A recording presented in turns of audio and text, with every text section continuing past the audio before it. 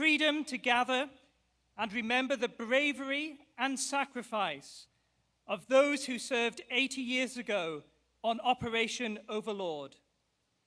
Scripture reminds us, greater love hath no man more than this, than to lay down his life for his friends. As we honor their sacrifice and pay tribute to the D-Day veterans present, we also remember with thanksgiving the collaboration between the Allied forces and those who planned and oversaw the Normandy beach landings. As we listen to the accounts of that day, grant us similar courage to recognize and restrain evil in our own day, and may those who lead the nations of the world defend human liberty so that we may live peaceably one with another. Amen.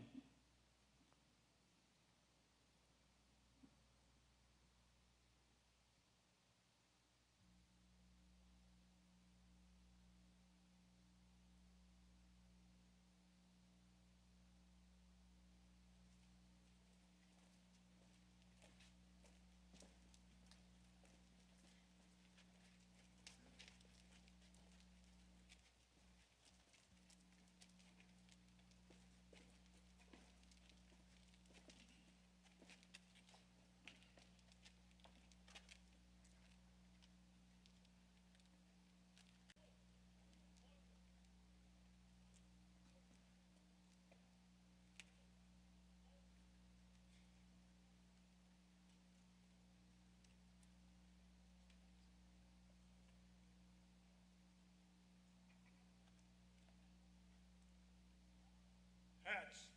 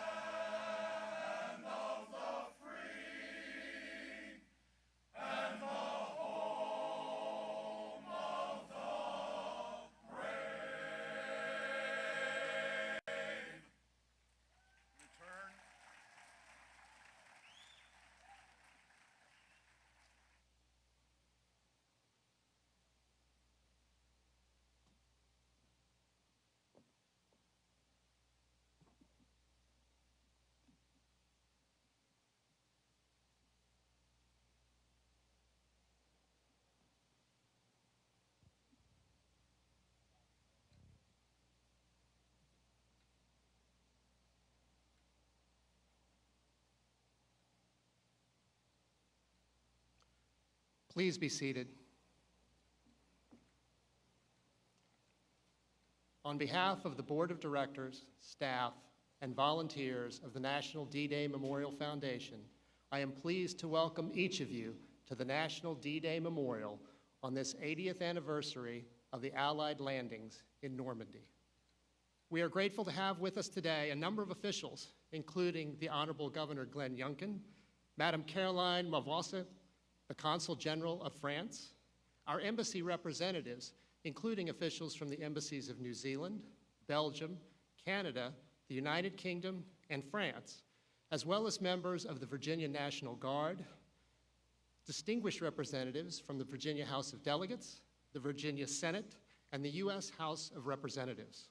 We are also pleased to welcome military personnel from NATO Headquarters Supreme Allied Commander Transformation, known as HQ ACT, and HQ Joint Force Command Norfolk.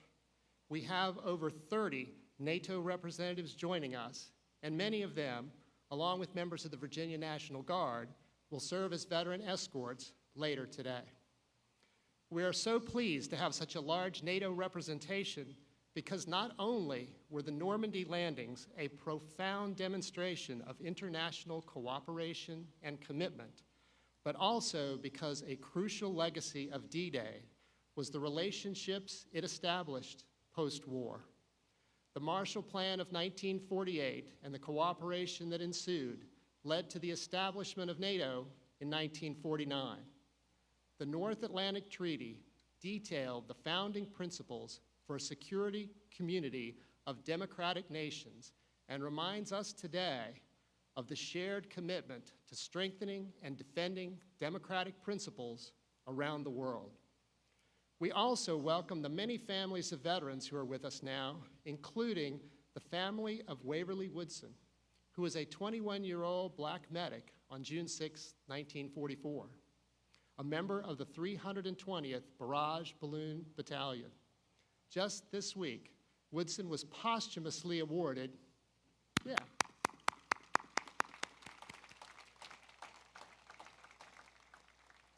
Just this week, Woodson was posthumously awarded the Distinguished Service Cross, the second highest military honor in the U.S., for saving over 200 lives during the Allied invasion of Normandy, despite the fact that he himself was wounded.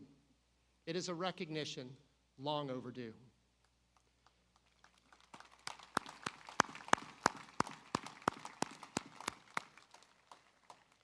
We are grateful to his family and the many others who have joined us today to reflect on the service and sacrifices of a loved one. I would also like to take a moment to thank all of you, whatever your role, for all you have done and continue to do in keeping this memorial and the stories of the heroes of June 6, 1944 alive, and in so doing, honoring the valor, fidelity, and sacrifice of the Allied forces on D-Day. Most importantly, thank you to our D-Day and World War II veterans. Your achievements are not forgotten, as seen by the crowd here this morning and all those watching us now.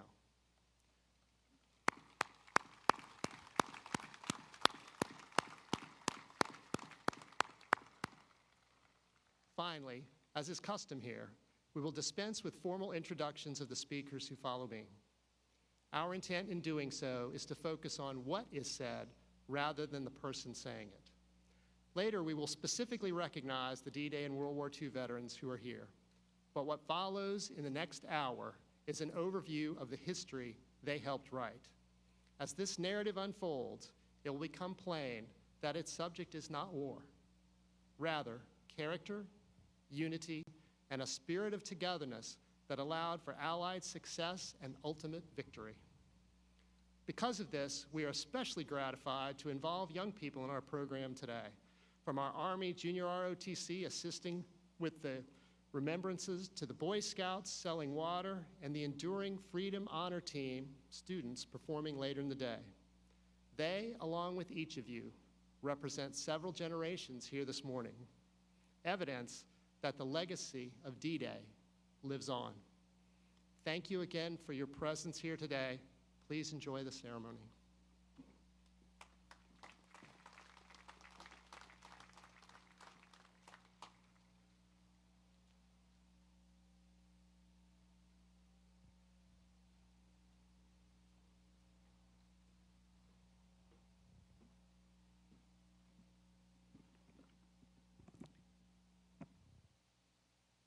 General Dwight D. Eisenhower, Supreme Allied Commander, Allied Expeditionary Force, order of the day. You are about to embark upon the great crusade toward which we have striven these many months. The eyes of the world are upon you. The hopes and prayers of liberty-loving people everywhere march with you. In company with our brave allies and brothers in arms on other fronts, you will bring about the destruction of the German war machine, the elimination of the Nazi tyranny over the oppressed peoples of Europe, and security for ourselves in a free world. Your task will not be an easy one. Your enemy is well-trained, well-equipped, and battle-hardened. He will fight savagely. But this is the year 1944. Much has happened since the Nazi triumphs of 1940-41. The United Nations have inflicted upon the Germans great defeats in open battle, man-to-man. Our air offensive has seriously reduced their strength in the air and their capacity to wage war on the ground. Our home fronts have given us an overwhelming superiority in weapons and munitions of war, and placed at our disposal great reserves of trained fighting men. The tide has turned. The free men of the world are marching together to victory. I have full confidence in your courage, devotion to duty, and skill in battle. You will accept nothing less than full victory. Good luck, and let us all beseech the blessing of Almighty God upon the great and noble undertaking.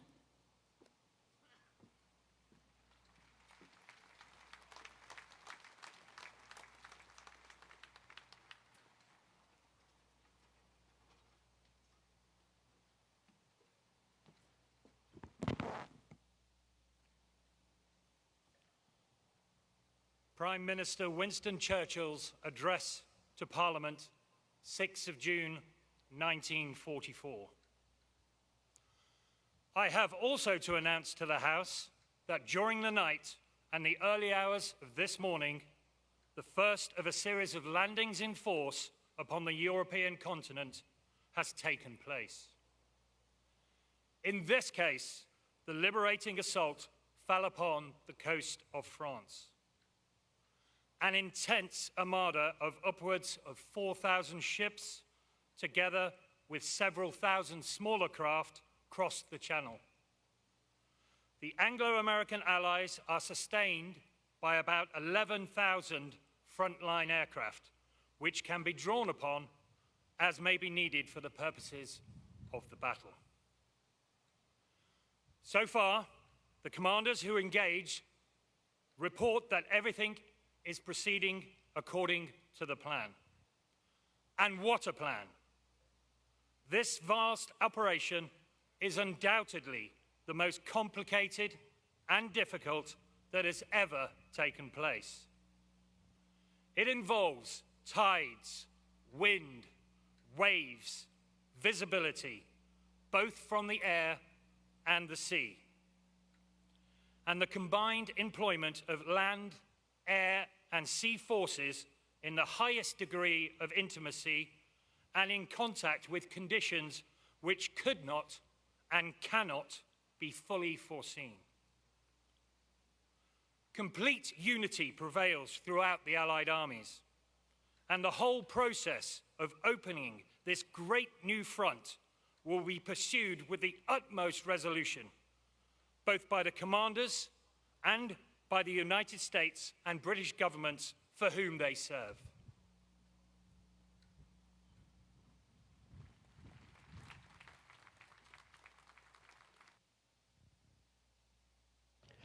While the fighters receive a lot of the fame in the skies above Normandy, joining the nearly 11,600 Allied aircraft during D-Day were also that of the Liaison platforms, also known as Army Cooperation Aircraft. One of those examples is working its way inbound now, of which is the Aranca L-16. It was affectionately known as the Grasshopper. They were adapted from general aviation aircraft, serving the roles of observation, light reconnaissance, delivering messages, and performing light transport, especially when there was a need to take off and land in very short distances. The name Grasshopper came to be when an Army pilot, Henry Wand, was directed to fly a message from Fort Bliss, Texas, to Cavalry Major General Ennis Swift at his field HQ. The general witnessed Wand's fairly rough landing and commented something along the lines of, "You look like a darn grasshopper out there." And when he sent the pilot back to Fort Bliss, he sent him with a message that read, quote, "Send Grasshopper." Bliss's personnel were baffled by the letter until Henry Wand shared with them the story, and shortly thereafter, all of the Army's Liaison aircraft took on the moniker. Also utilized by the Civil Air Patrol, hunting for U-boats off the East Coast, these airplanes have a top speed of a blistering 90 miles per hour.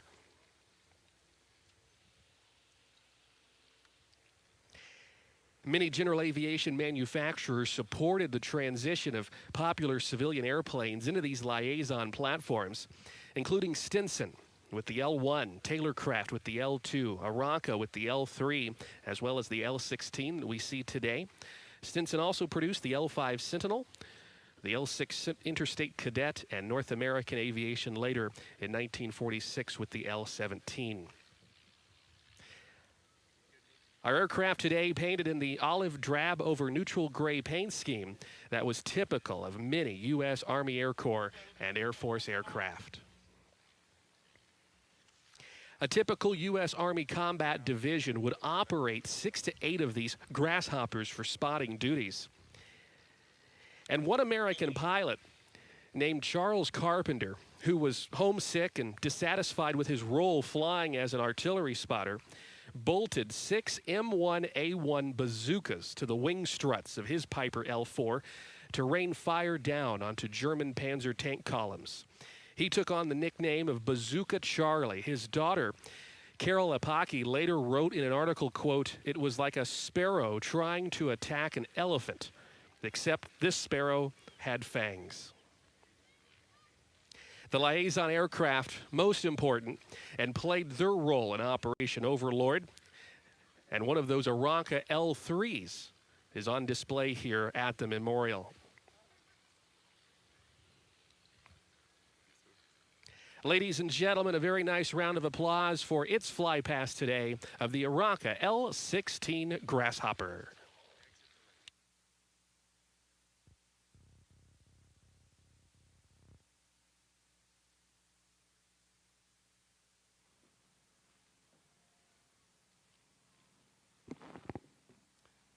Carl Cartledge, 101st Airborne Division. There was a great feeling in the air, the excitement of battle. My plane was number 44. We would be the first to land in France just 15 minutes before the Pathfinders. The flight time from Portlandville to Utah Beach would be 57 minutes to cover 137 miles. 57 miles turned out. We turned 90 degrees southeast and flew over the Channel Islands, and then turned due east, overland to Utah. The red light snapped at the door. Stand up and hook up. There was a stamping of feet, snap fasteners clicking shut on the static line. 23, okay, I yelled, and quickly the numbers went down to 1. 1 okay. We shuffled lockstep and halted, ready to go. We were coming down to 1,500 feet fast, and the coast was just ahead. We crossed into France. Immediately, I was hit by the strong odor of gun smoke, and ahead of us was a sea of tracers, thick enough to walk on. There was no way we were not going to be hit. No one had to tell us what it was when we first heard it for the very, very first time. It sounded like rocks in a tin can when the bullets hit our aircraft. Our plane began to take evasive action. We continued to be hit. The rock sounds came up and went, but we stayed up. 3 of our 45 planes were shot down. Minutes went by. Then the green light popped on. Go, Geronimo! And we all jumped.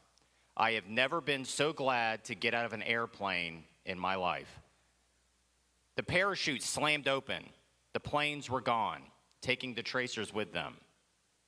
There was water everywhere below me, except a tiny small strip that I could see, and I was drifting dangerously close to the water. I pushed my thumbs up into the saddle of the chute and sat down and quickly unbuckled my leg straps, preparing for a water landing. I was working on my chest straps when my shoe caught a small tree, and I smashed into the marshy ground. There was no sound from the water, but it was obvious to us the first 12 men of Plane 44 had drowned.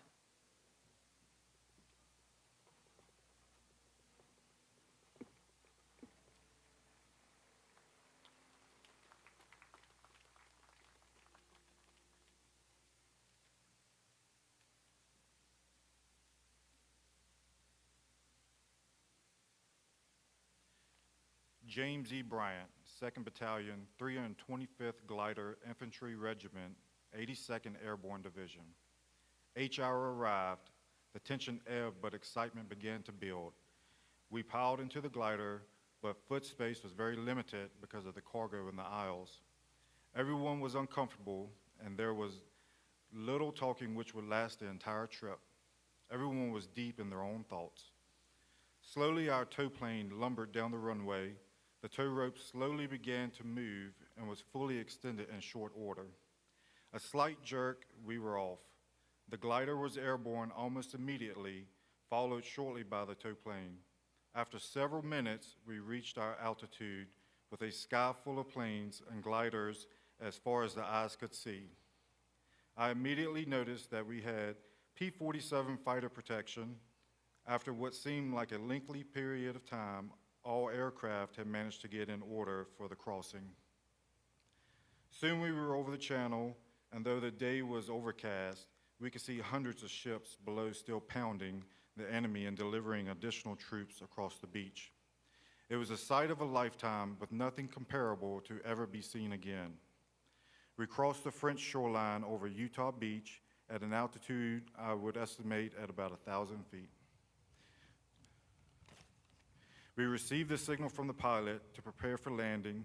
This was the most critical time for the pilot and for us as well. First, he had to select his landing area and avoid collision with other gliders who were doing the same. The chance of a collision with another glider was a real possibility, and it did happen in some cases with disastrous consequences. Our pilot finally spotted a short and narrow clearing near a cluster of trees, and he put the glider into an abrupt descent. He maneuvered the glider between the two trees, which was a common occurrence. The wings were sheared off by the trees, but otherwise, we had a safe landing. Some men experienced some minor bruises and scratches, but were otherwise unharmed. The same could not be said for many of the other gliders.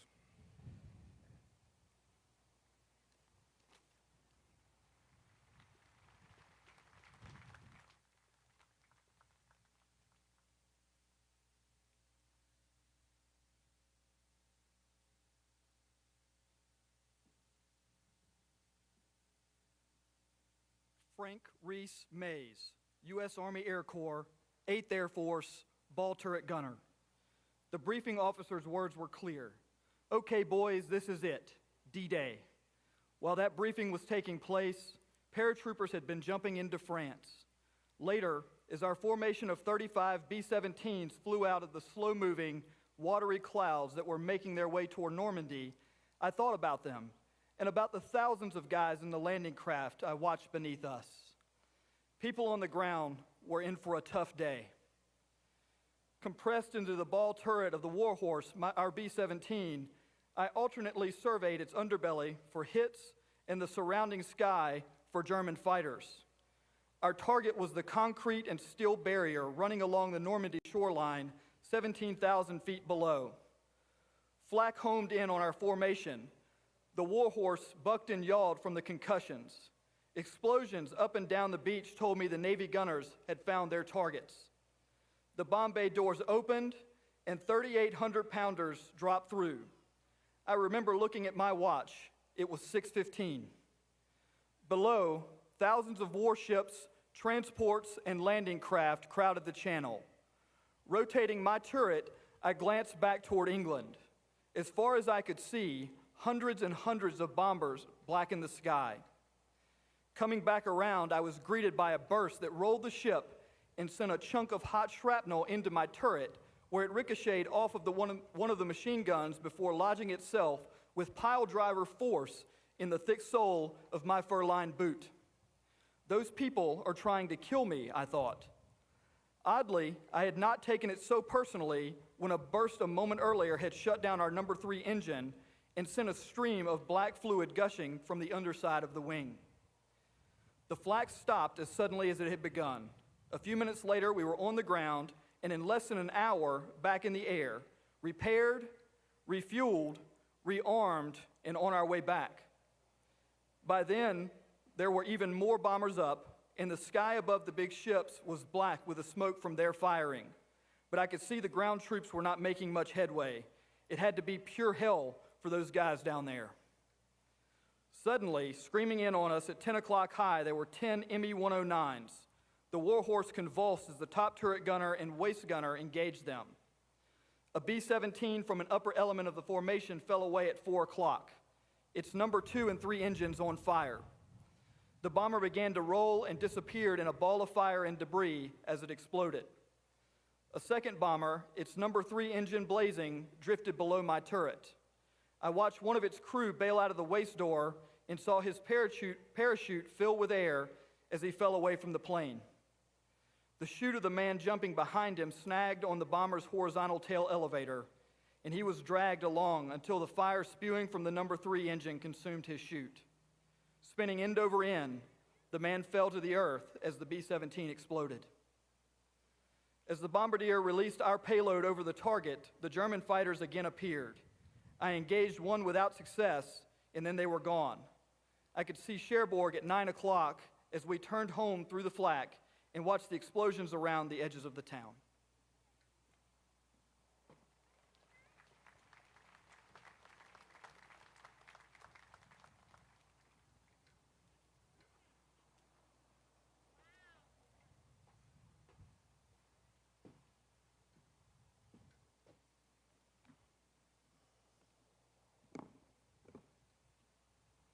Sub-Lieutenant George Jimmy Green, Royal Navy Volunteer Reserve, 551st Assault Flotilla, LCA 910. I was posted to the 551st Assault Flotilla early in 1944 and on D-Day served as leader of the first wave. It was my task to take A Company of the 116th Infantry to Vierville at 6:30. I took the company commander, Captain Taylor Fellers, in my LCA. When we lowered the 6 LCAs, the seas were very heavy and all the boats had swayed viciously back and forth. My craft, 910, was hit in the stern by 911. Once we were in the water, my coxswain surveyed the damage and determined that we were still seaworthy. The stoker and the signalman reckoned they could keep us pumped out well enough to carry on. 911 was in less good condition. I think in those seas, probably taking more water at its damaged bow than its pumps could handle. Whether because of that or from hitting an underwater obstacle, 911 went under a few hundred yards offshore. I saw Petty Officer Stewart bobbing round and waving us to go on, as we had all been told to do.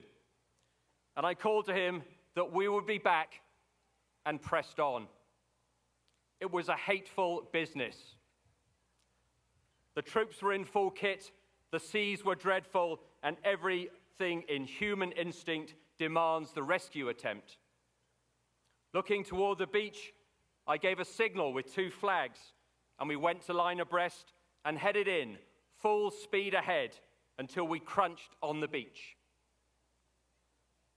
Captain Fellers had directed me to the precise spot he wanted us to land, but we were 30 yards from the shoreline with surf. We simply could go no further. Down came the ramp, and the door behind it opened. The center file of troops moved through the opening as rapidly as they could, but fully equipped as they were, they must go one at a time. The left followed, and the right file came last. They all got off the craft, and Captain Fellers started forming the company into skirmish lines. Then the Germans began to fire. Some sort of heavy anti-tank rounds, it seemed. Mortars started falling in, but the craters that were supposed to have been on the beach to provide cover for those troops were not there as expected, so those chaps had no cover. The beach was flat, the tide was out, and the defenders, now firing in earnest, could not be seen. I wanted to return fire, but could not find a target, and my LCA was bouncing around so badly in the surf, I feared hitting our own troops. Anxious to protect my own command and eager to find the others we had left in the water, we put out to sea. The sailor always has a great respect for the troops he carries, because with the sailor, he has a job to do, to get the troops where they are supposed to be, when they are supposed to be there. When his job is finished, the troop's job starts. If he doesn't always have the chance to say it from his heart, he still wishes the soldier the best of luck. I wished Taylor Fellows luck, but I never saw any of them again. All my lot were killed.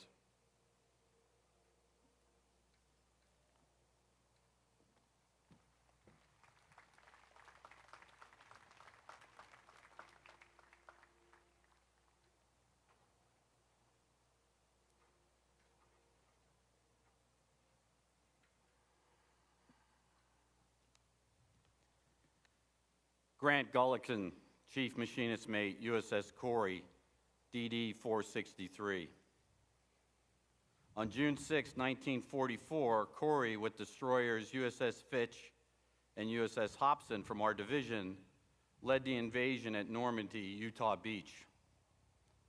At 0500, German shore batteries opened fire on us, and we returned fire for an hour and a half. I was the chief in charge of the forward engine room, and this was my general quarters station whenever we were preparing for or participating in combat operations. At about 0630, Corey received several direct hits. By the time we exited the forward engine room, the main deck was underwater, and our captain ordered abandon ship. I had lost my life vest, and I saw Chief Peterson on the main deck. He told me he remembered seeing an extra life vest in the forward chief's quarters, and I quickly headed there. The ship was strangely quiet as I proceeded to the chief's quarters. The life vest was where Chief Peterson said it was. Wearing my new life vest, I went back on the main deck, stepped into the English Channel, and swam out to a life raft. The water was extremely cold, between 52 and 54 degrees Fahrenheit. Within minutes of entering the water, I felt a mild concussion, followed by a hissing sound. I realized that a shell had burst in the water close to me, and that the shrapnel had passed just over my head. German shore batteries continued to fire into our area for about 2 hours. Several shipmates were killed, and many wounded while we were in the water. I was not hurt, but the cold water was starting to get to me, and my energy was running out. Unless rescue came soon, I wasn't going to make it. Up to now, I had my feelings under control, but then fear set in. I began to tremble and shake all over. I was truly horrified. A short time later, Our sister destroyer, Fitch, appeared close by. She was firing to port while her whaleboat crews bravely and skillfully picked up quarrymen to starboard. A Fitch sailor pulled me aboard the Fitch, and all the Fitch crew treated me and other Corrie sailors with great care and support. Aboard Fitch, I learned that my close friend and shipmates, Chief B.J. Peterson, Charlie Brewer, and several others had been killed by shrapnel while in the water.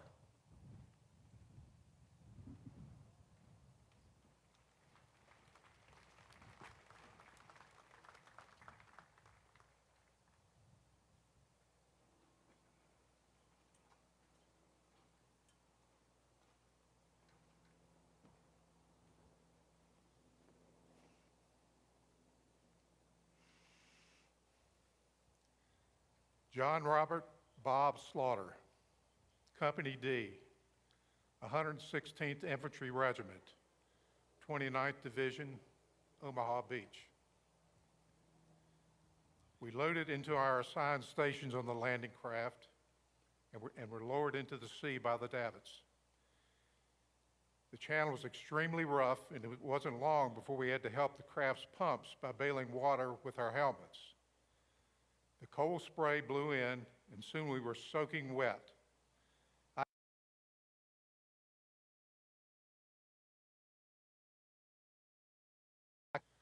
In minutes, the giant swells from the recoil of those guns nearly swamped us, and it added to the sickness and misery. About 200 or 300 yards from shore, we encountered artillery fire. The craft proceeded, plowing through the choppy water as far as it could go. My thinking as we approached the beach was if this boat didn't hurry up and get us in, I would die from seasickness. As we approached the beach, the ramp was lowered. Mortar and artillery shells exploded on land and in the water. Unseen snipers concealed in the cliffs were shooting down at individuals, causing screams from those being hit. The water was turning red from the blood. All around me, dead men floated in the water, along with live men who acted as if they were dead. The Germans couldn't tell which was which. All were coming in with the tide. Lying at the edge of a high water mark, I watched the GI trying to cross the beach. He had a hard time running. I believe he was from the craft to our right. An enemy gunner cut him down, and he staggered and fell to the sand. I can still hear him screaming. A well-marked medical corpsman moved quickly to help him. He was also shot. I will never forget seeing that medic lying next to that dying soldier, both screaming for help. Within minutes, as I watched, both men fell silent and mercifully died.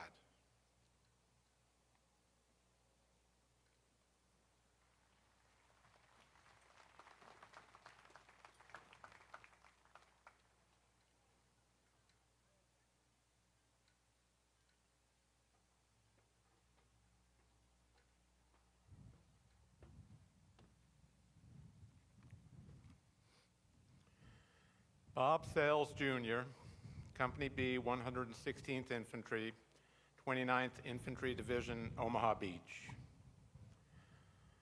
I was on the command boat with Captain Zappacosta as his radio operator, and I landed right at the Vierville Draw, where I was supposed to be. I crawled up to look over the side of the ship. We were not far from the beach, and I could not see anyone. Company A was supposed to be on that beach, and I couldn't see an A Company man. Smoke was everywhere, and just a few minutes after that, I jumped down because the coxswain said that he was going to drop the ramp. The ramp went down, and Captain Zappacosta was the first man off, and they just riddled him.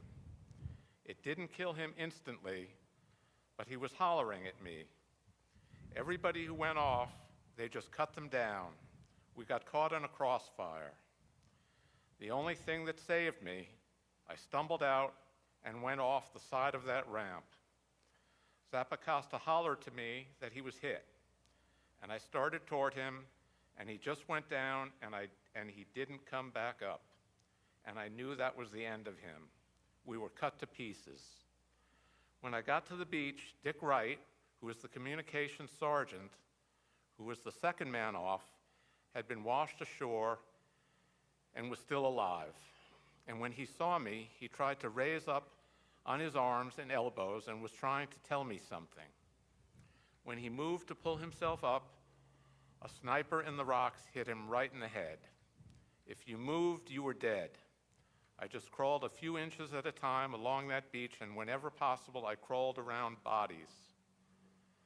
I watched our battalion doctor come in. He had flaming red hair, and he shouldn't have come in that early, since the beach was still red hot. He lost his own life. Every boat that came in, those 2 machine guns had them in their crossfire. Those machine guns killed everybody. A Company and B Company, landing in the same spot were annihilated.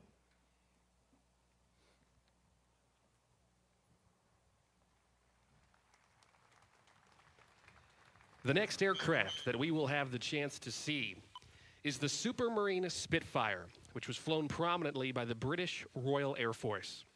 Having proved itself during the Battle of Britain in 1940, the RAF initially inventoried 1,400 Spitfires in their arsenal. They were very capable and had an outstanding high-altitude fighting capability. On D-Day, more than 50 unique squadrons of Spitfires were involved for the first 24 hours of the invasion. With the mission to conduct ground attacks on German forces, the first German Air Force or Luftwaffe aircraft to be shot down was in fact conducted during the invasion by a Supermarine Spitfire, flown then by RAF pilot Johnny Holton. Spitfires flew low-level pre-D-Day reconnaissance missions over northern France, providing critical information as the operation was planned.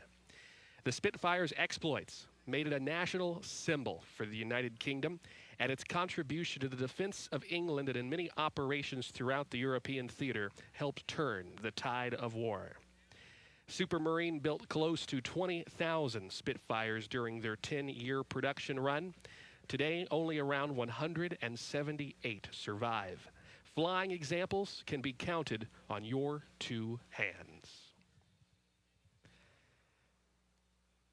Inbound now, high and overhead, the Supermarine Spitfire Mark 9.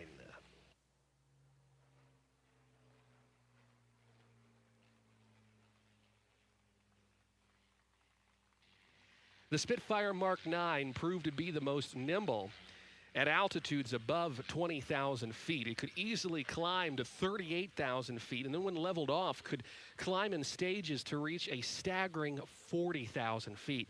Its maneuverability at all altitudes, both high and low, made it an outstanding fighter. Its iconic elliptical wing helped the Mark 9 reach 404 miles an hour. It was said that the Spitfire was fairly evenly matched to the German Messerschmitt Bf-109, though some early models were considered inferior to the Focke-Wulf FW-190s, another significant German airplane. It was the tactics and skill of RAF pilots and Britain's ability to quickly build aircraft that gave them an edge, eventually pushing back the Germans and supporting not only the Battle of Britain and D-Day. It was the Spitfire that helped put an end to Hitler's plan to invade the Commonwealth.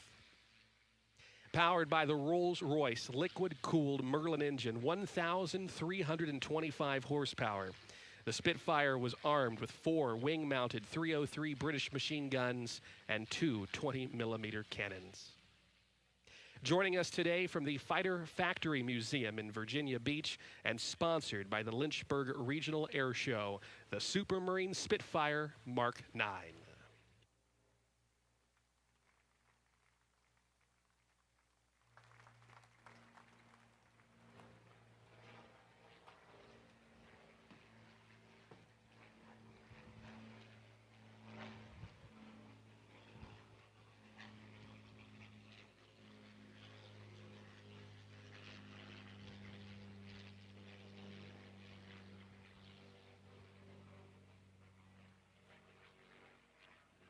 Peter Masters, Number 3 Commando, Sword Beach.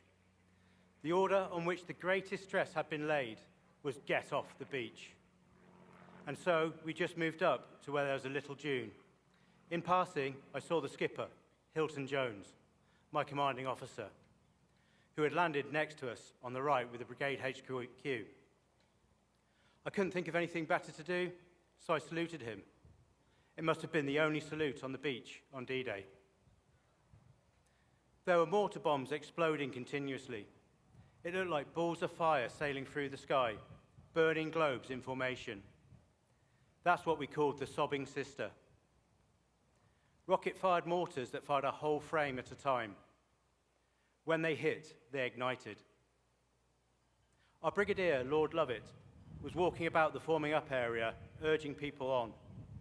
He seemed to be a man perfectly at ease, and shots and noise in general did not seem to bother him at all.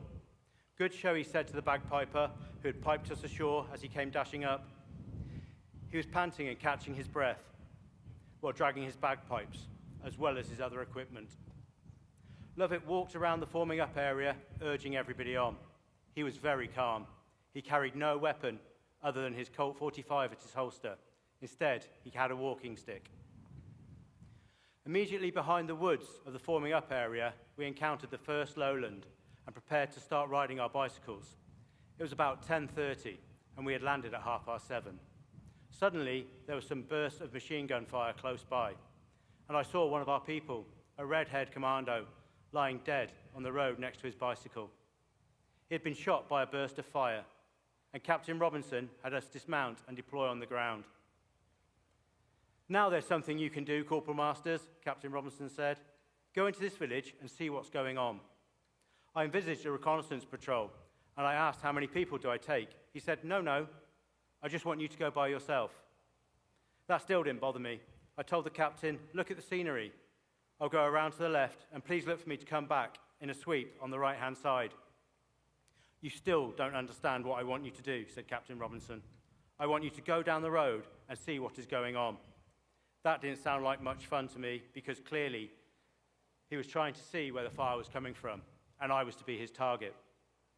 Rather than send some of his own men, he preferred to send this recently attached stranger. It felt like mounting the scaffolding of the guillotine. I frantically looked for some angle or option for improving the situation, but there really didn't seem to be one. There were no ditches of any kind, no cover walking down the road, and it was broad daylight. I suddenly remembered a film. I'd seen Errol Flynn and Cary Grant. They walked into an assembly of Indian rebels in the Khyber Pass and inadvertently found themselves in a completely hopeless situation. I always found that to be quite funny, and it came to me at this precise moment. So I yelled at the top of my voice while I walked down the road with my finger on my Tommy gun. "Everybody out," I shouted in German. "Give yourselves up. The war is over for you." But I saw no one. No one came out.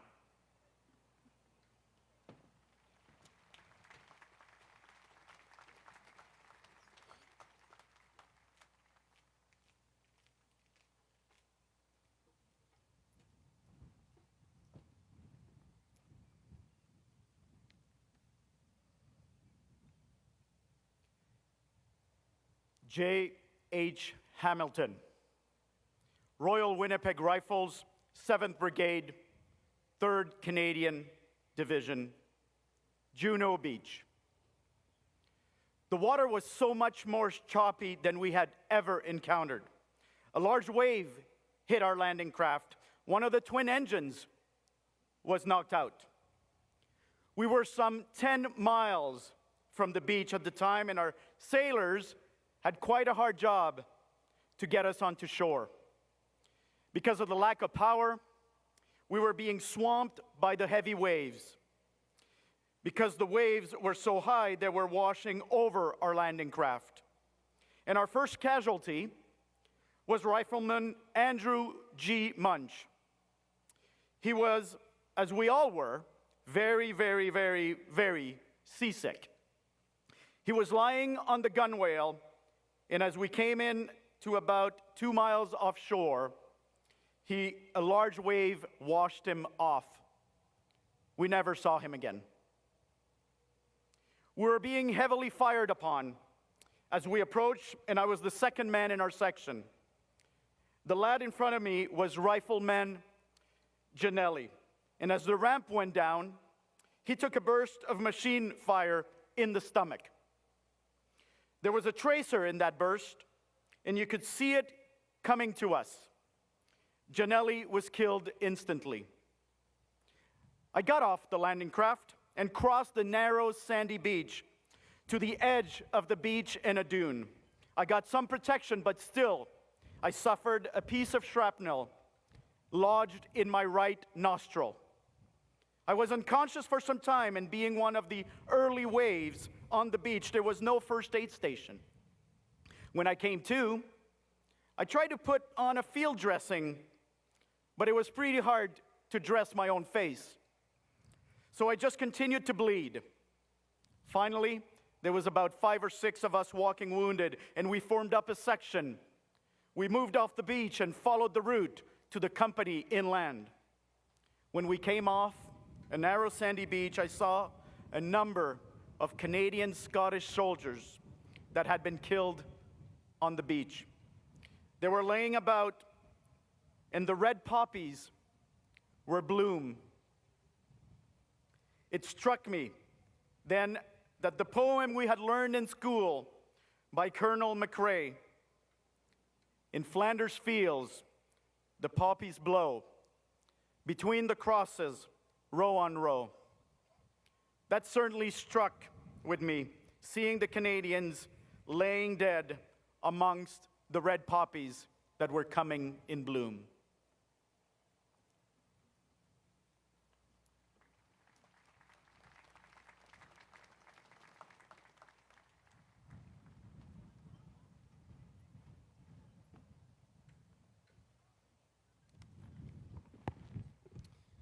George Kirchner, Company D, 2nd Ranger Battalion. Ranger leads the way. The Ranger chaplain was Father Lacey from Hartford, Connecticut, who was a wonderful man. Before he left the ship on D-Day, he said, "When you land on the beach and you get in there, I don't want to see anybody kneeling down and praying. If I do, I'm going to come up and boot you in the tail. You leave the praying to me. You do the fighting." As we were going in, the LCA immediately behind mine, which contained my company commander, Captain Duke Slater, sank from all the water. As we approached the beach, I gave the order to fire our rockets, and they fired in sequence, 2 at a time. Out of our 6 ropes, 5 of them cleared the bluff, or the cliff, which was a good percentage. I hollered, "Okay, let's go," and ran off the ramp. First one out, I immediately sank in an 8 foot of water. It was a large bomb crater. Everyone else filled around the crater, and instead of being the first one ashore, I was one of the last after I paddled in there with all the weight. 2 of my boat crew were immediately hit by machine gun fire, and in anger, my first impulse was to go after the machine gun up there. But I realized that was stupid, since our mission was to get to the top of the cliff and to get on with destroying the guns. Knowing that my company commander had been sunk, I found Colonel Rudder to inform him of this event. He was starting his climb on one of the rope ladders and had his hands full and his mind full, and he didn't seem particularly interested that I was assuming command of Company D. He told me to get the hell out of there and get up and climb my rope. I couldn't understand why the Germans weren't doing more than they were doing, but I found out that the destroyer Satterlee had seen what was going on, and they were very close to shore, and they had realized that we were without fire support. They saw the Germans on top of the cliff. They steamed in close and opened fire with their guns.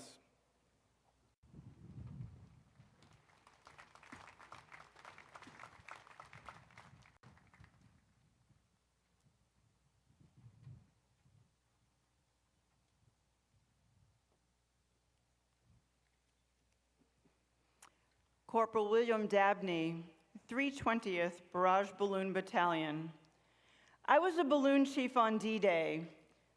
All my lower ranking officers were black, My whole outfit was black. The only time I saw a white officer was when he came in for inspection or something like that. No one told us it was D-Day or that we were going into battle. We came into Omaha Beach on a landing barge. Artillery was heavy. As we approached the beach, my balloon caught fire. It happened just as I hit the beach, so I couldn't move. The only thing I could do then was unstrap the cables from myself and take cover under the dead so I wouldn't get shot. Others were dropping in front of me, behind me, and everywhere. I laid among the dead and ordered my men to lay down and play dead too.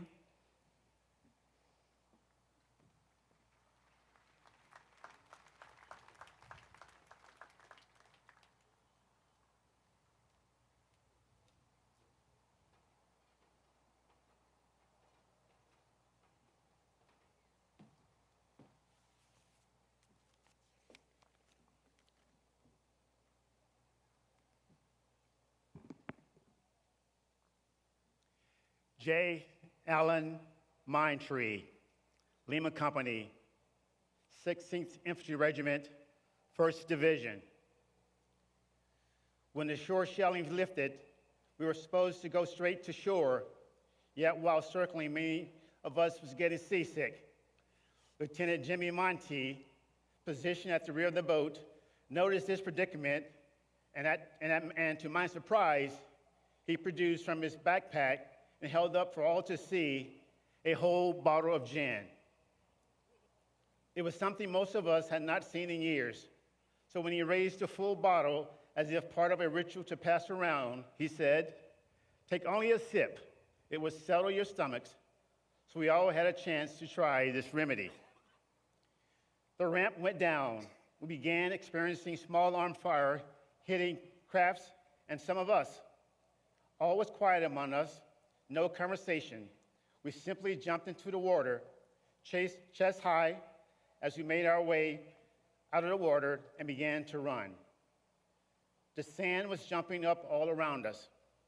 Some were going down on their knees, some were falling flat, and some stayed behind the obstacles.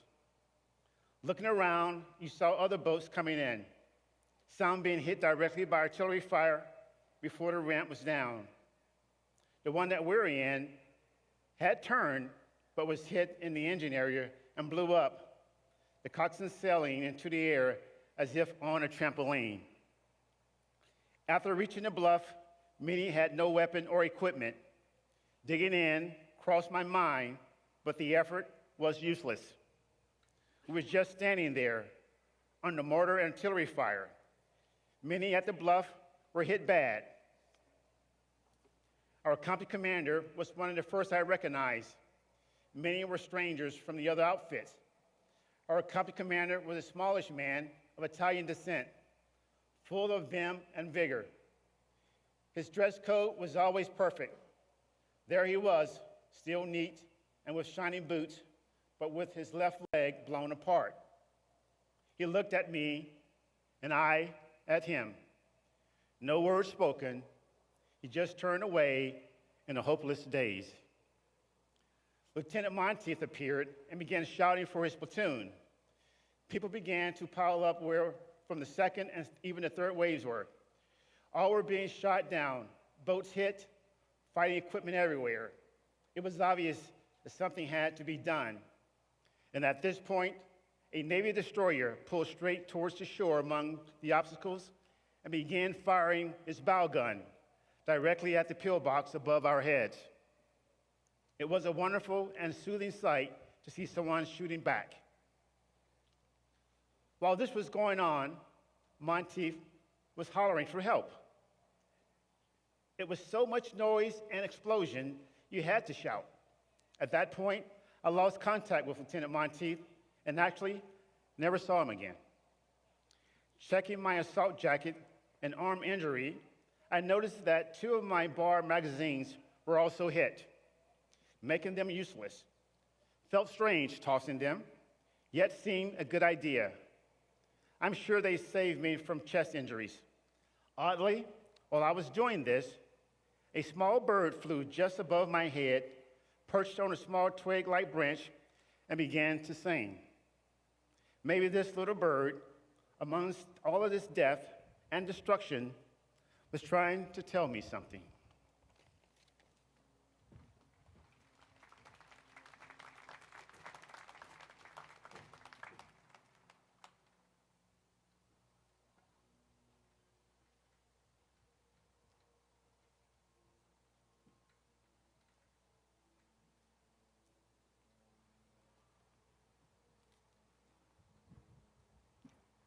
Evelyn Kowalchuk, U.S. Army Air Corps, 818th Air Evacuation Squadron, Omaha Beach. Each airplane could carry 24 litters suspended from different support beams in the aircraft. There was one nurse on each litter plane, and it was her job to keep those boys alive and as comfortable as she could make them on the 2-hour flight back to England. That was not easy. A flight nurse played a number of roles: healer, confessor, mother, cheerleader, all of them important, all of them demanding. We saw a lot, and we managed as best we could. Speaking in purely medical terms, I must say that our circumstances were primitive. That's the way it was then. We did what we had to do, and we did it with what was available to us. My C-47 landed on Omaha Beach. Although a number of planes were shot down, that particular danger was not very worrisome at the time. Our real concern was to get those wounded boys on the planes and to the hospital. We came in low, landed on perforated steel planking that had been placed on the sand. The engines were revving as litters were pushed through the door, and we were back in the air before several of the litters were even properly hung up. The boys I brought back to England were injured horribly, but not one of them on any of my flights died en route, not one of them. Other nurses were not so fortunate.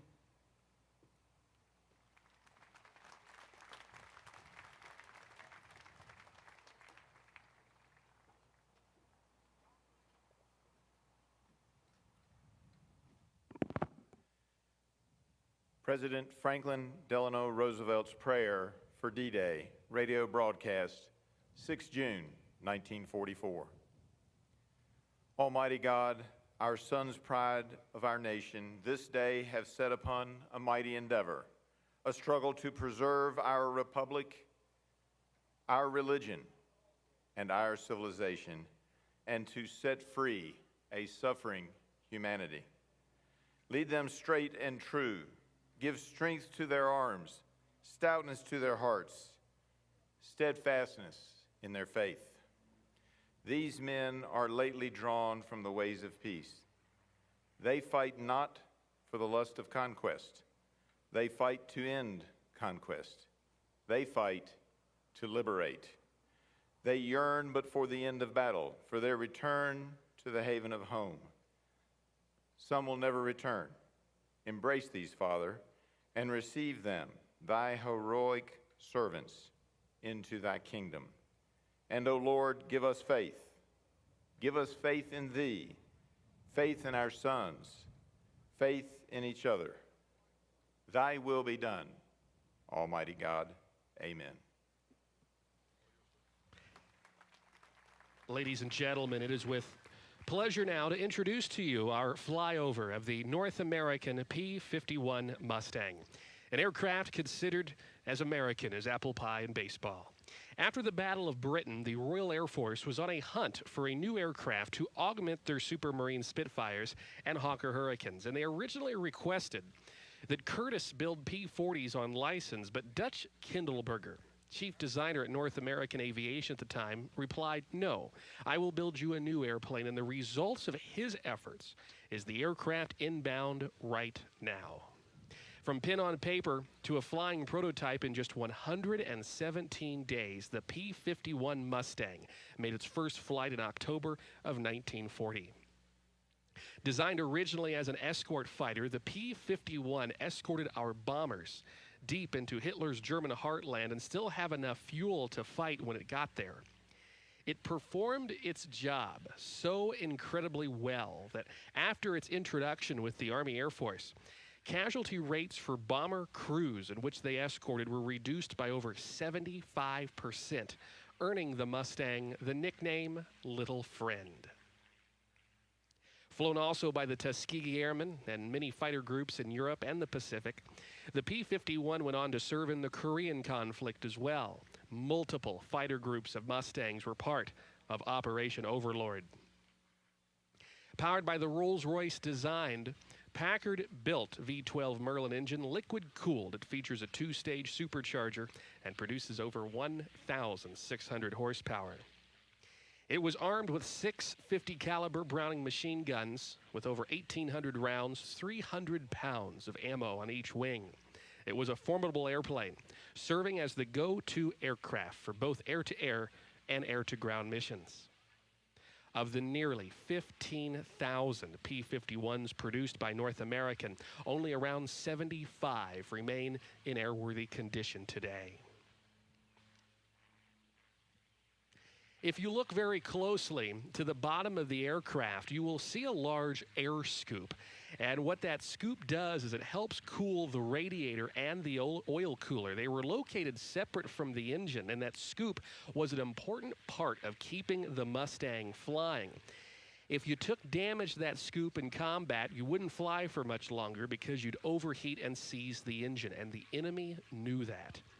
That scoop has an exhaust port that opens on its own based on the speed in which the Mustang is flying. And it was found later in the war that this excess compressed air and that port, working much like a rocket nozzle, in fact gave the airplane extra thrust. This was what was known as the Meredith effect.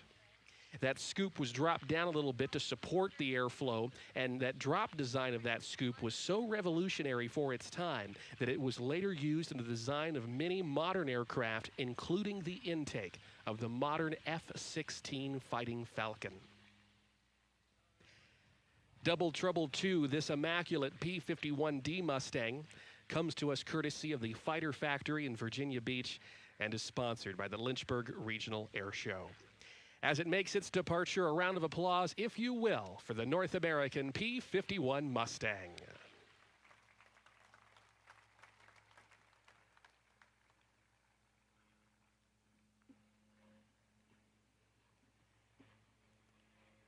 As we are gathered here today to remember that momentous event 80 years ago, we also reflect on the devastating loss.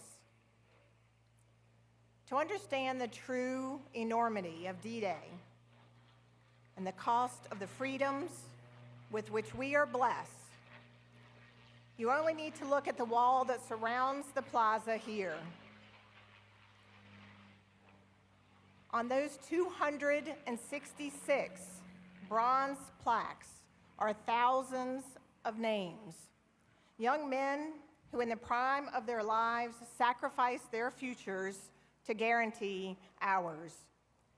The Necrology project of the National D-Day Memorial began in 2000, before the memorial was even open, with a goal of identifying by name every Allied soldier, sailor, airman, or Coast Guardsman who died on D-Day. At that time, there was no such list, no accurate account of those killed on June the 6th, much less an authoritative roster listing the names of the fallen. Estimates varied widely and often confused fatalities with casualties, killed, wounded, captured, and missing. Kara Tuckwiller, a former librarian who had a retirement job at the memorial, was tasked with finding the answer to the question of how many died on D-Day. She painstakingly tracked down and perused burial records, after-action reports, personnel files, unit histories, ship logs, headstone applications, and hometown obituaries, among many other sources. Men had the same name or similar names. Spellings varied in records. Copies were illegible. Men died on other battlefields on June the 6th, 1944. Some wounded during the Normandy invasion died in the days following D-Day. Over the better part of a decade, her research yielded more than 4,000 Allied service members' names who died while participating in the invasion of Normandy on June 6, 1944. After her retirement, the research continued and continues still, with additional names added to the roster when evidence is sufficient to do so.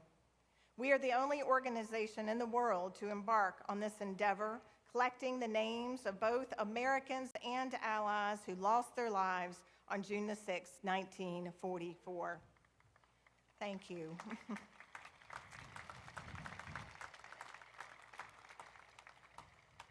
Each name is randomly presented on the bronze plaques on our wall, Americans on the west side and Allies on the east, somber and silent testaments to the cost of securing freedom. Research continues, and as new evidence is uncovered which identifies a fatality from D-Day, those names are added at that time. Today marks the largest revision to our necrology roll of honor since the original plaques were completed, and we are humbled to recognize their valor, fidelity, and sacrifice today, 8 decades after they gave their lives.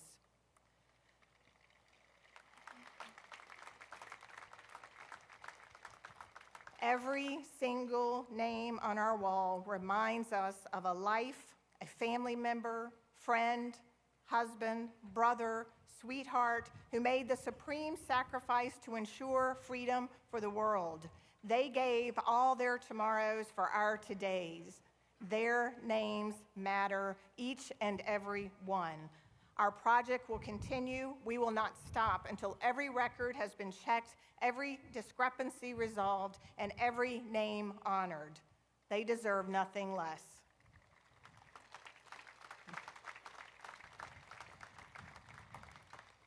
To paraphrase George Patton, let us not mourn their passing. Let us give thanks that such heroes have lived. Thank you.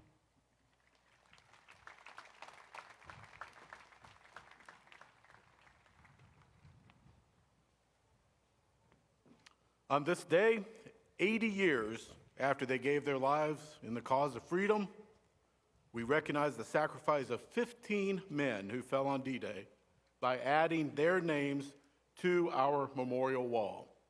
As I read each name, cadets from Bedford County JROTC will place a rose in our pool to symbolize a son, a brother, a comrade in arms who did not come home.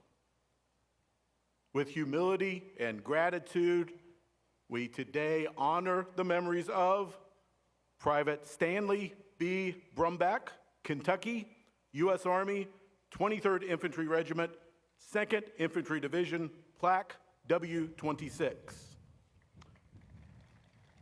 Private Lloyd J. Birchfield, Arkansas, U.S. Army, 456th Parachute Field Artillery Battalion, 82nd Airborne Division, Plaque W27. Flying Officer James Harrison Clark, Royal Canadian Air Force, 299 Squadron, Plaque E44. Corporal James A. Finn, Arkansas, U.S. Army, 357th Infantry Regiment, 90th Infantry Division, Plaque W106. Private James R. Hattrick, North Carolina, 508th Parachute Infantry Regiment, 82nd Airborne Division, Plaque W66. Sergeant James V. Hegwood, Missouri, U.S. Army, 103rd Anti-Aircraft Artillery Automatic Weapons Battalion, Plaque W26. Second Lieutenant Richard N. Hoig, Iowa, U.S. Army Air Forces, 79th Troop Carrier Squadron, 456th Troop Carrier Group, Plaque W27. We are also honored to have a representative of his family with us today, Jan Hoig from Iowa. Flying Officer Harvey E. Jones, Royal Canadian Air Force, 233rd Squadron, Plaque E-44.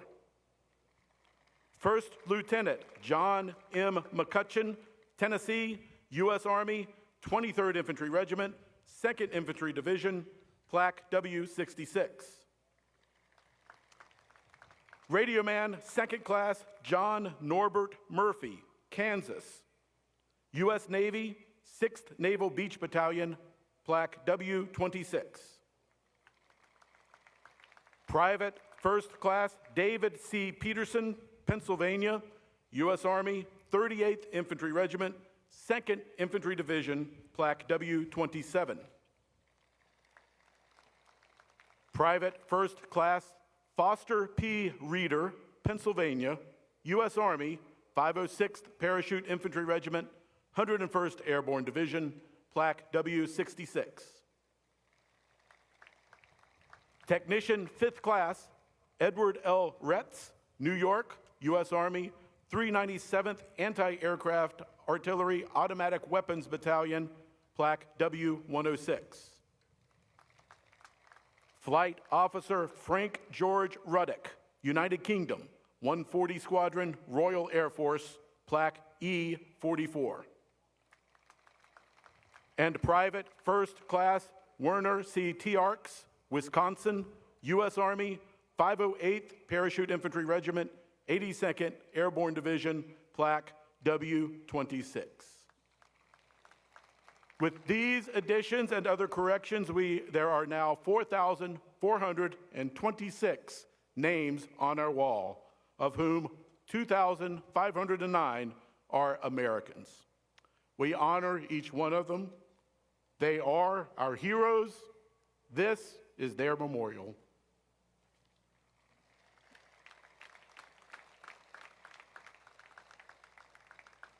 Join me now in a prayer of dedication for the new additions to our necrology wall. Let us pray. Our Father, you who are called the Lord mighty in battle, 80 years ago on this day, you delivered to our allied forces a great victory, one which opened up a path to liberate Western Europe from oppression, and a victory which in so many profound ways continues to shape the world we know. But it was indeed a costly victory. We gather today surrounded by plaques bearing thousands of names of the men who fell that day. And we gather to recognize 15 men now added to this roll of honor and courage. May all visitors to this place who gaze upon this wall pause to reflect on the true costs of freedom and on the valor, fidelity, and sacrifice necessary in the past and necessary today to safeguard our liberties. We dedicate these plaques now to the sacred cause of memory, and we rededicate ourselves to keeping memory alive. Bless the memory of these 15 men, heroes all. Bless each one who gathers here today, and may we ever be found faithful in ensuring that every story lives on. Amen.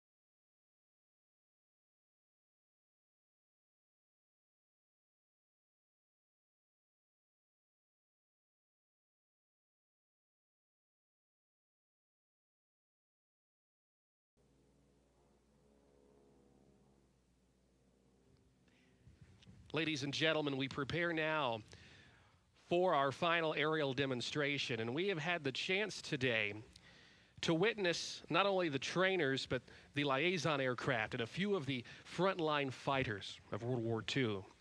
The catalyst that holds them all together were the advanced trainers, today being represented by the North American AT-6 Texans, approaching 4 of these examples in the fingertip formation. The T-6 Texan was best known as the pilot maker. This nearly 3-ton trainer was the last airplane a cadet would fly before earning their wings, and they'd move onwards to flying the fighters, bombers, and transport aircraft. Initially, the Army Air Corps called it the AT-6, Advanced Trainer 6. The Navy designated it the SNJ, signifying S for Scout, N for Navy, and J was North America's Alpha code as its manufacturer. The British Commonwealth countries dubbed it the Harvard, as it was indeed an institution of higher learning. Powered by the 9-cylinder, 600-horsepower Pratt & Whitney R1340 radial engine, they have a top speed of about 208 miles per hour. Formation flying is very difficult for those who do it. It takes a great deal of trust and concentration by all the players involved. It is the flight leader's responsibility to lead the flight, being the outside eyes to work the airspace and fly the formation as one unit. The wingmen, their job is fairly simple: to keep themselves visually locked on to that through the leader's movements and to his aircraft, often lining up a paint line or a rivet line or another distinguishable marking in order to maintain that position. Sources vary on the number of these aircraft built, ranging from 10,000 to 22,000. However, according to the official historian of North American aviation, the full number will truly never be known. High and overhead right now, the 4-ship fingertip formation, the North American T-6 Texans.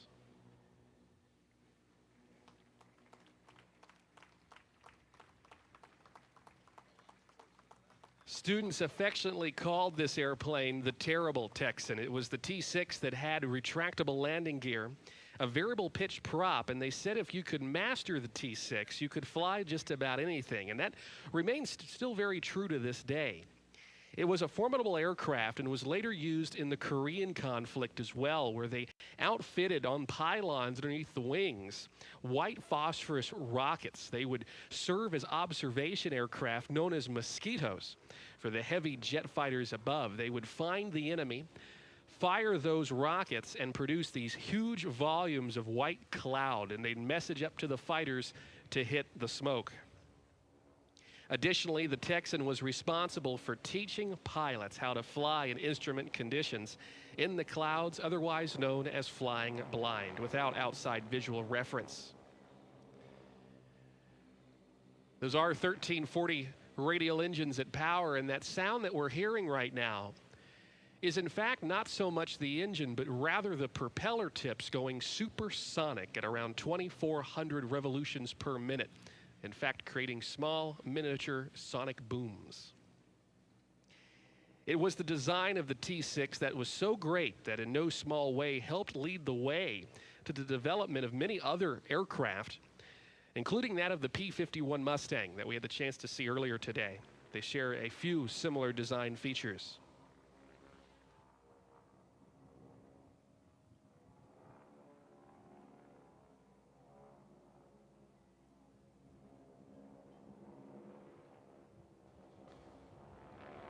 Our aviators working very hard today in these gusty conditions at altitude as they continue to maintain that fingertip formation.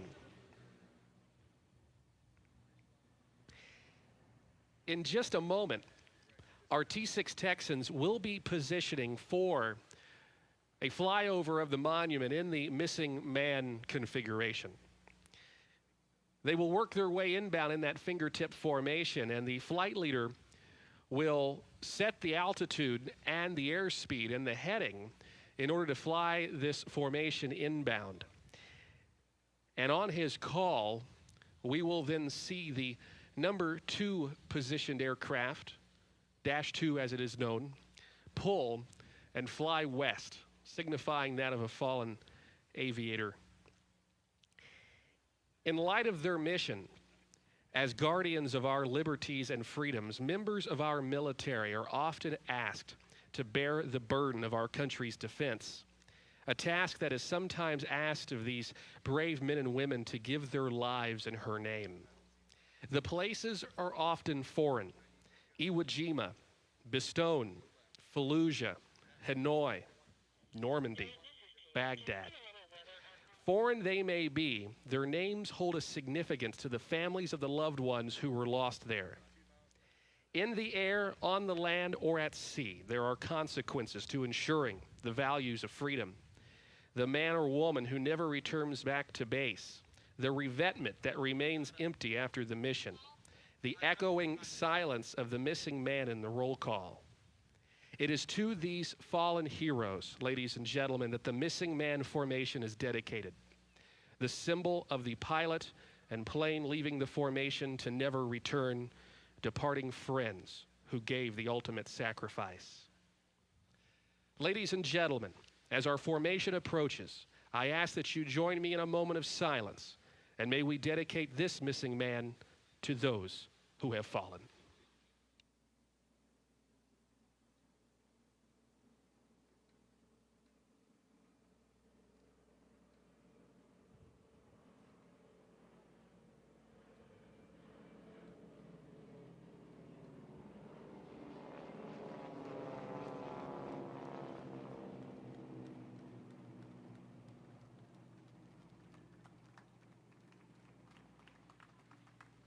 Thank you very much, ladies and gentlemen, for your attention and respect.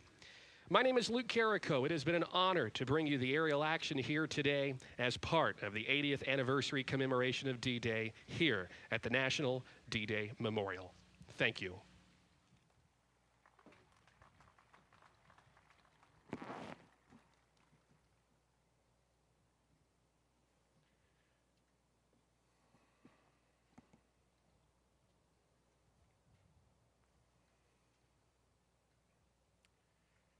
Ladies and gentlemen, esteemed veterans, distinguished guests, the honorable members who represent our allies of yesterday and our allies of tomorrow, my fellow grateful Americans, what an honor it is, what a privilege it is to join you here in Bedford at our National D-Day Memorial.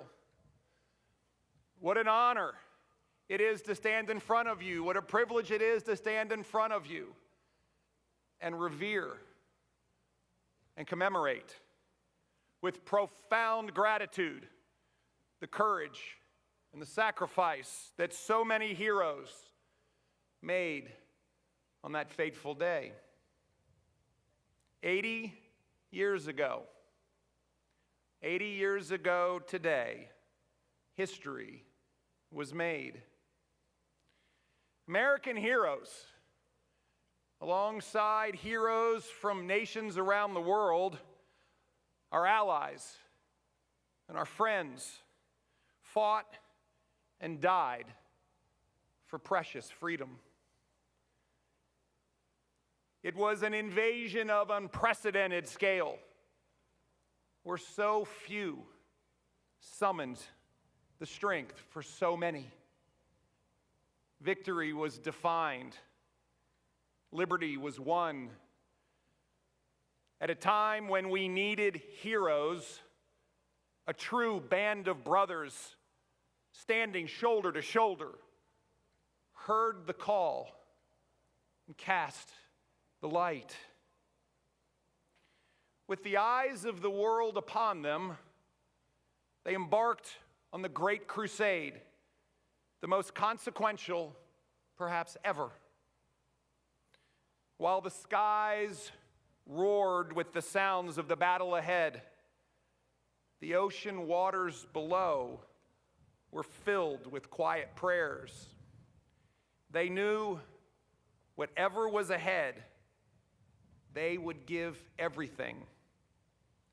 That full measure of devotion to freedom. the air condensed with anticipation. These heroic men landed on Omaha Beach, and they charged. Met by a hail of enemy fire, the sky glowed red. So many fell. Brothers from this town of Bedford, one carrying a Bible that was later found. They continued on over the cliffs to confront and defeat evil.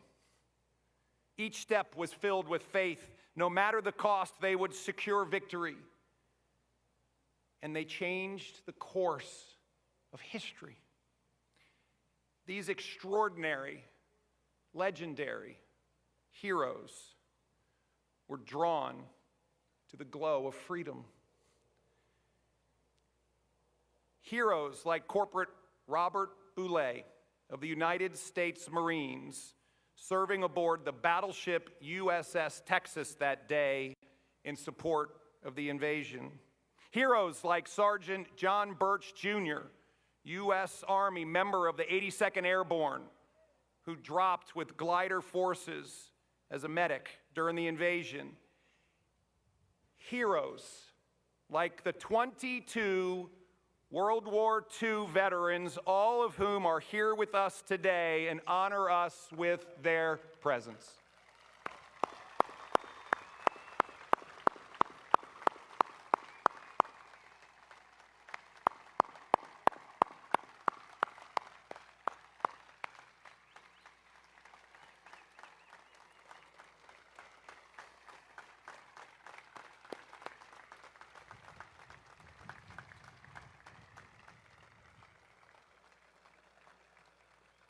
We see in each of you, we see in all of you what is emblazoned on our nation's heart: faith, honor, sacrifice, unwavering strength.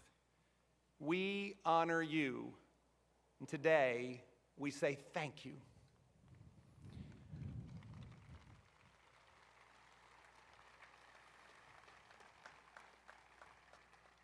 From this quiet town in Bedford, Virginia, ordinary men did the extraordinary. Company A, the 116th Regiment, 29th Infantry Division, now known forever as the Bedford Boys. They heard the words of Isaiah. Then I heard the Lord asking, "Whom shall I send? Who will go for us?" They each answered faithfully, "Here I am, send me." They left everything they knew, their farms and their families. They crossed an ocean, knowing many would not return. They had an undeniable belief that America stands for something immensely good, that God Almighty grants unalienable rights, and among them are life, liberty, and the pursuit of happiness, and these rights must be protected and defended.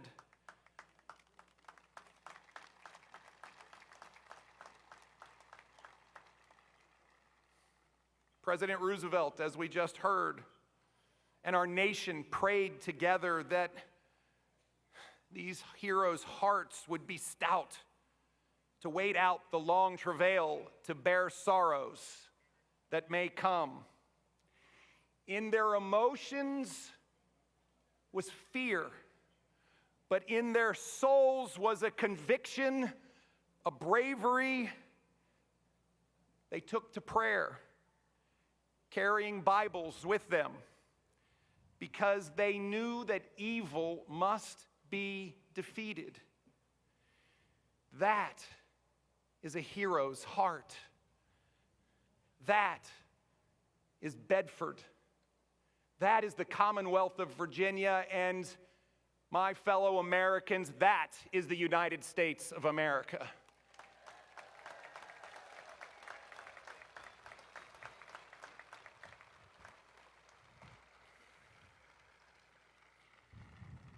the Bedford boys defined us as a nation of patriots, a nation of liberators, a nation of heroes that day. And to the heroes here today, your courage is our call. You are the reason that we say our Pledge of Allegiance loudly, that we sing our national anthem boldly, and that we honor our flag daily. You are the reason that our best days are ahead of us. You stand for everything that is good in America.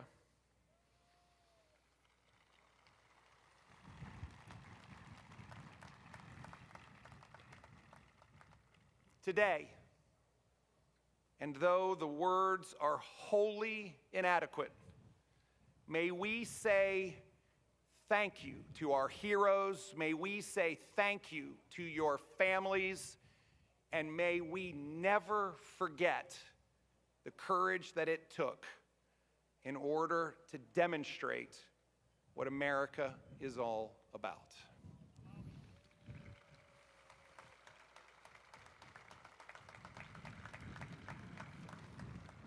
We are a nation built on rock.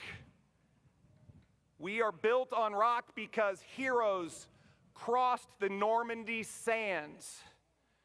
We will now and forever be the American house built on rock, not on sand, where we are the land and the home for the free and the brave.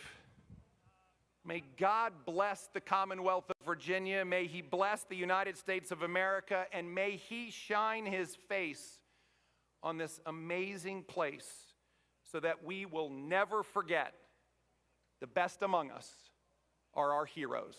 God bless you, and thank you.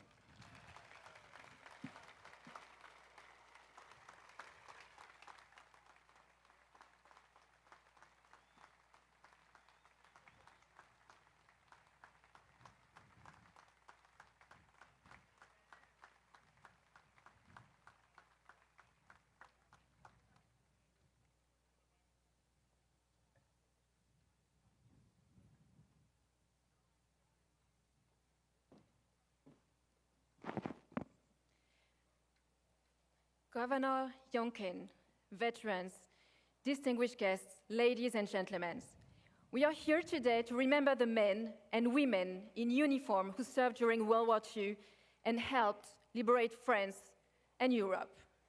80 years ago, on June 6, 1944, 73,000 brave Americans landed at Utah and Omaha beaches in Normandy. The landings were unprecedented in scale and complexity. For the French people, though, it was more than a military achievement. It was a sign of hope that the occupation was coming to an end and a new era was dawning. It was a time when people felt that their collective resolve, bolstered by the courage of selfless Americans and other allied forces, would finally prevail over oppression. As we honor this pivotal moment in history, I want to acknowledge the immeasurable debt we owe the veterans here. You had to overcome incredible adversity and brutality to ensure that future generations in France and Europe could grow up in a free world. You left your homes and loved ones and crossed the Atlantic or served in faraway theaters, such as in the Pacific, to end the war and free our continent. Your courage changed the course of history, but we know that freedom came at a price. On D-Day itself, more than 4,400 Allied troops were killed, including more than 2,500 Americans. Thousands more were wounded or unaccounted for. As staggering as they are, these numbers fail to reflect the bravery and selflessness of those young men and the brutality they encountered on those beaches. None of them set out to be a hero, but they all were. The town of Bedford, in particular, paid a heavy price. On July 17, 1944, this small community learned that 19 men had died in the D-Day landings, the country's highest loss in proportion to its population. We will never be able to repay their sacrifices, but we want to honor those brave souls who died that day and express our sincere and everlasting gratitude to their relatives.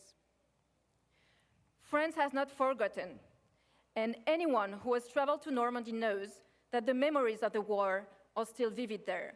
The Normandy American Cemetery in Colville-sur-Mer is the final resting place of 9,388 American soldiers who lost their lives during Operation Overlord. President Joe Biden was there today with French President Emmanuel Macron. Dozens of American veterans returned to Normandy to take part in the commemorations. Many of those who made the journey in the past few days are more than 100 years old. Crowds of people gathered to greet them with applause, cheers, and waving flags. The atmosphere was extremely emotional as both veterans and local residents of all ages were deeply moved by the significance of the moment. We are privileged to be here among friends, and as we are all gathered here, let me reaffirm the unwavering partnership between France and the United States. Our strong ties were forged by friendship and sacrifice. 2 weeks ago, France placed a flame at the tomb of the unnamed soldier in Arlington National Cemetery as a symbol of our gratitude to the United States. That flame, the flame of liberty, was kindled from the flame of the nation, which has been burning under the Arc de Triomphe in Paris since 1923. As it traveled from Paris to Omaha Beach and then across the Atlantic to New York and Washington, the flame of liberty was, in essence, traveling back 80 years, retracing in reverse the route taken by the Allied soldiers to liberate France. This flame represents the joining of our unknown soldiers, fallen on the field of honor. Together, they embody the brotherhood in arms that has united our two countries for close to 250 years now. It represents the light that the United States and France strive to shine in the world by living our values, much like Lady Liberty with her torch. The flame of liberty is a powerful tribute to all of our veterans and those who fought in World War II. 80 years later, as conflict rages in Ukraine and even darker clouds loom on the horizon, we must not forget what those men fought for. Now, more than ever, our enduring bonds must help us overcome the challenges we're facing. We owe it to those who gave their lives to protect freedom. Once again, I want to express France's deep and lasting gratitude to you all. Thank you. Merci. Vive les États-Unis, vive la France, vive l'alliance entre nos deux pays.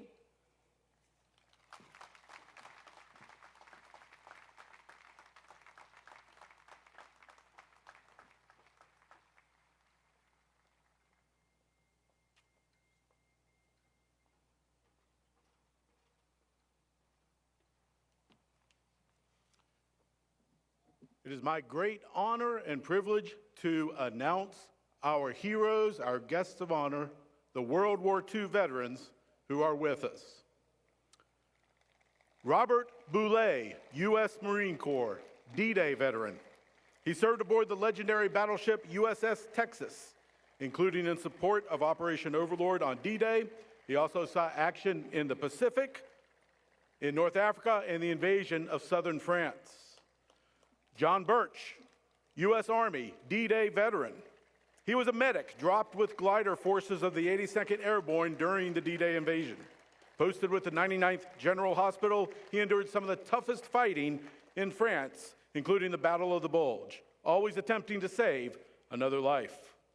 Charles Lindy Burnett, U.S. Army and U.S. Air Force. Charles was drafted into the Army just after combat operations ended in World War II and later served in the Air Force, rising to the rank of Staff Sergeant. He says he believes he is the only man from Pittsylvania County ever drafted twice. Jack Castle, U.S. Navy, stationed at the Norfolk Naval Base Air Station during World War II. Jack earned a degree in psychology from American University, before he saw further service in the Korean conflict. Later, he served as a naval recruiter in Roanoke and retired as a lieutenant commander. Jerome Jerry DeGraff Jr., U.S. Marines. His service began after all major combat operations ended, allowing him to serve mostly stateside, including stints with the 2nd Marine Division, at the Naval Prison in Portsmouth, New Hampshire, and at the Brig at Camp Lejeune, North Carolina, rising to the rank of sergeant. Roderick Lewis Edwards Sr., U.S. Navy. He served in the Pacific Theater and the liberation of the Philippines in particular. The son of a Purple Heart recipient in World War I, Ralph has 4 brothers who served in the Army, the youngest of whom was wounded in the Korean conflict. Alvin E. Jerry Fox, U.S. Army. Mr. Fox served in the occupation of Germany with Troop C of the 37th Constabulary Regiment. Ada Hostler Kuhn, Women's Army Corps. Ada served in the WACs in the U.S. and in the European theater, working in a motor pool in Newport News before deploying to France and later Frankfurt and Berlin. Ada was not the only hero in her family. Her brother was killed in Europe on D-Day +7. Richard Enlow II, U.S. Navy. He served in the 33rd Seabees as a carpenter's mate 2nd class aboard the aircraft carrier USS Tarawa. Mr. Enlow participated in the savage invasion of Peleliu in 1944. James Joseph Jefferson, U.S. Navy. Joe served as an electronics technician's mate 3rd class aboard the destroyer USS Breckinridge in the Pacific. In the rapidly developing field of naval electronics, he helped to service the new technology being developed during the war. Robert Key, U.S. Army and U.S. Air Force. Bobby served 12 years in the Army and also later in the Air Force with service in Korea and Vietnam. Henry Bud Mason, Jr., U.S. Navy. Bud served with 2 units of Seabees, the 134th and 144th Construction Battalions in Guam at the end of the war.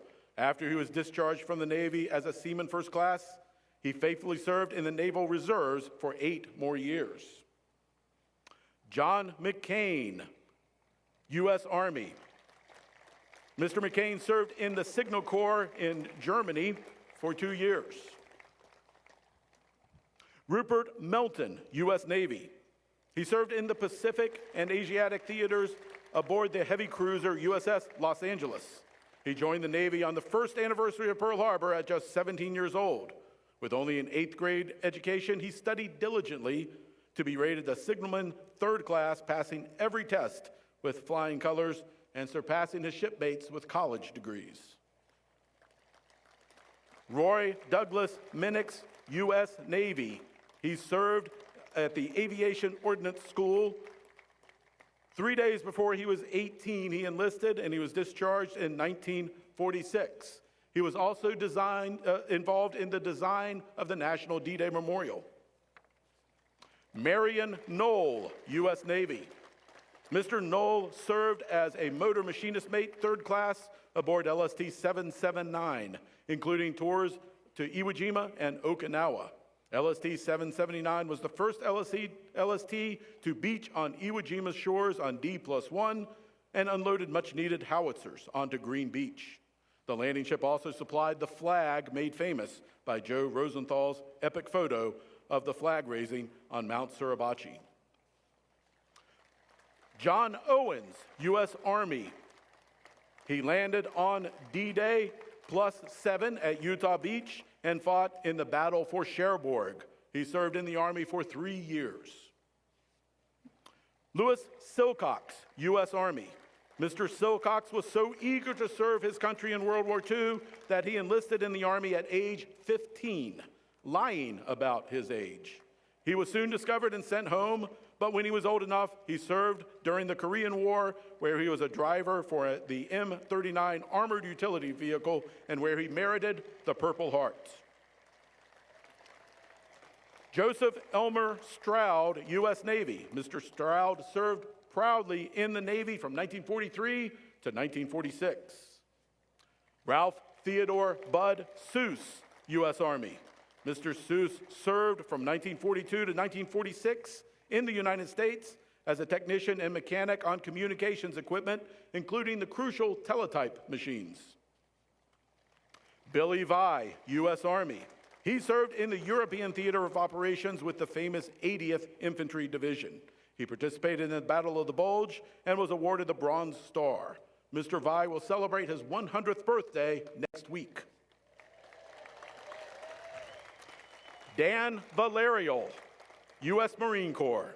Dan enlisted in the U.S. Marine Corps as soon as he was old enough and served in the occupation of Europe after combat, helping to clear Mediterranean islands. His unit was also sent to the Middle East as peacekeepers during the Arab-Israeli War of 1948. After his service, he served as a police officer in Washington, D.C., and today still helps to educate student visitors at the National D-Day Memorial. Clarence Bill Wenzel, U.S. Navy. Mr. Wenzel served aboard the aircraft carrier USS Tarawa in the Pacific Theater. He joined the U.S. Navy Reserve right out of college in 1944 and spent 26 weeks in pre-flight training at the University of North Carolina to earn his wings. During his service, he made 72 carrier landings with no wave-offs. Ladies and gentlemen, the World War II veterans.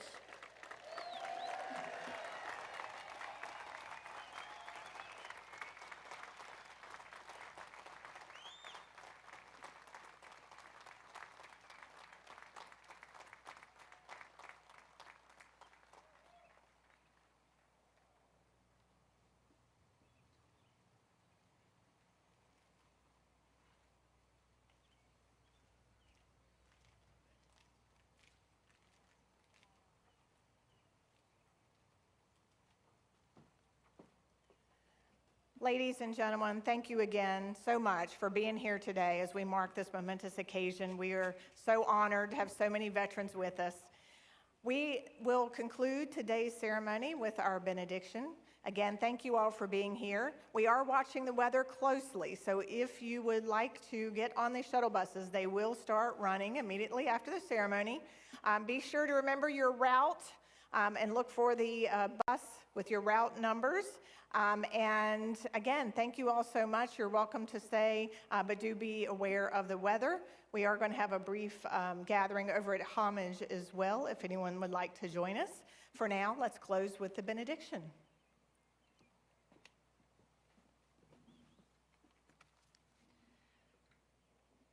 Almighty God, the creator and upholder of all, who has in every age inspired your servants with courage and skill. Today we give you thanks for the example of those who have gone before us, especially those whom we remember today. For those who deployed on land, for those who fought for freedom from the sky, and those who secured peace from the sea, for all who gave their lives for the nation. And now, for ourselves, grant, O Lord, that we may be conscious of your ruling hand. May we be found watchful at our post. Make us ever mindful of the needs of others, sharing our joys and bearing our burdens in the work you have given us to do. May you keep us always in your love and peace. Amen.